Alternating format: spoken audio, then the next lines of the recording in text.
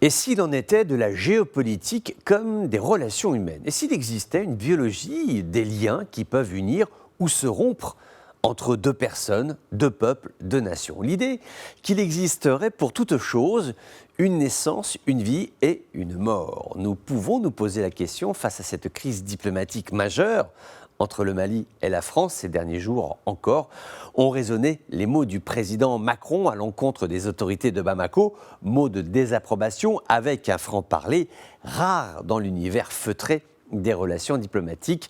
Quelque chose s'est brisé entre la France et le Mali. D'un côté, à Paris, le sentiment d'avoir dépensé sans compter le sang de ces hommes et les deniers de l'État pour empêcher un effondrement. Gagnant de beaucoup de batailles, certes, mais ne remportant pas la guerre. Et puis côté malien, la déception d'avoir cru en une solution venue de l'étranger, d'Européens parfois donneurs de leçons, et qui sont si proches de leurs sous dès qu'il faut investir dans la santé, l'éducation ou encore le développement. Une incompréhension. Donc, oui, mais en fait, pas seulement. Le point de rupture est l'affaire Wagner, cette société militaire privée qui, selon nos confrères de la BBC, aurait entamé le recrutement de combattants pour venir honorer un contrat au Mali. La blessure vient non seulement de la trahison, mais de l'objet de la trahison. Si encore la Russie avait officiellement opéré un rapprochement selon les us et coutumes du genre, Paris aurait pu s'en agacer, mais peut-être pas tant que ça. Le monde est multipolaire, le monde est pluriel. La France elle-même s'est ouverte à d'autres nations, notamment européennes, pour bâtir un ensemble qui soit solide d'un point de vue politique et cohérent d'un point de vue militaire. Là, ce qui s'est passé, c'est différent.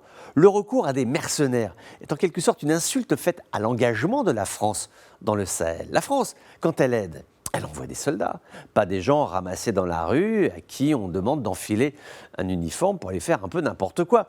La différence fondamentale entre la France et Wagner est la suivante. Pour Wagner, le continent est un espace de prédation qui prospère sur le schéma d'État failli. Pour la France, le continent est un espace d'émancipation, d'affirmation de nations africaines riches de ce qu'elles sont, de leur peuple, de leur culture, de leurs traditions et de leur drapeau. Alors effectivement, si c'est pour se retrouver coude à coude avec Wagner, oui, Paris exprime son mécontentement de façon claire et intelligible pour tous, des mots non pas contre le Mali, mais pour l'essor d'une nation malienne que la France n'a jamais abandonnée. Je dis bien jamais abandonnée.